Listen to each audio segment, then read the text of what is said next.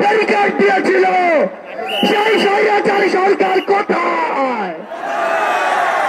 সেই পুলিশ কোথায়? আমরা স্পষ্ট করে বলে দিতে চাই, বাংলাদেশের ছাত্র জনতাকে ব্যারিকেড দিয়ে আটকে দেওয়া সম্ভব নয়। যদি আটকে দিতে চান, গদিতে আগুন জ্বলবে।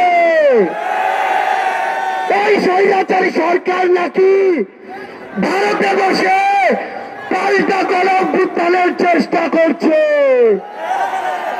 এর চেয়ে বেশি হাস্যকর আর কি হতে পারে?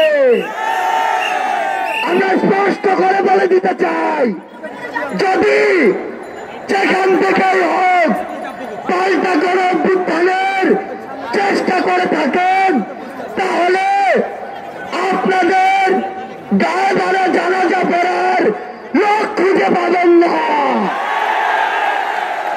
আমরা যখন রক্ত দিতে শিখেছি, তখন আপনাদের মতো ফ্যাসিস্টরা আমাদের লোক পর্যন্ত স্পর্শ করতে পারবে না।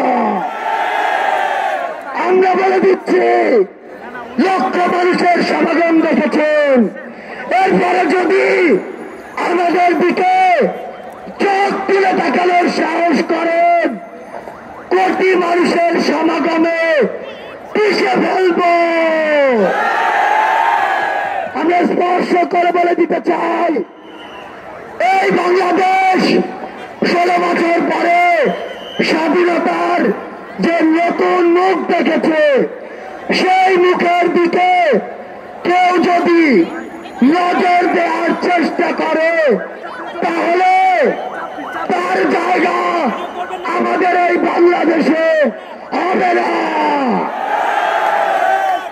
আমরা একটি কথা আপনাদের স্পষ্ট করে বলে দেই, ওই যে শয়তানরা, ওই যে কুচক্রীরা, তাদের যারা দোষর, তারা কিন্তু একদিনের অভ্যুত্থানে এই দেশ ছেড়ে চলে যায়নি। সালমান এফ রহমানের মতো দণ্ড সেজে লুকিয়ে আছে আমাদের আশেপাশে। এদেরকে প্রতিহত করতে হবে। যেই নৌকার মাঝি এরা সাজুক না কেন, নৌকা সহ ডুবিয়ে দিতে হবে।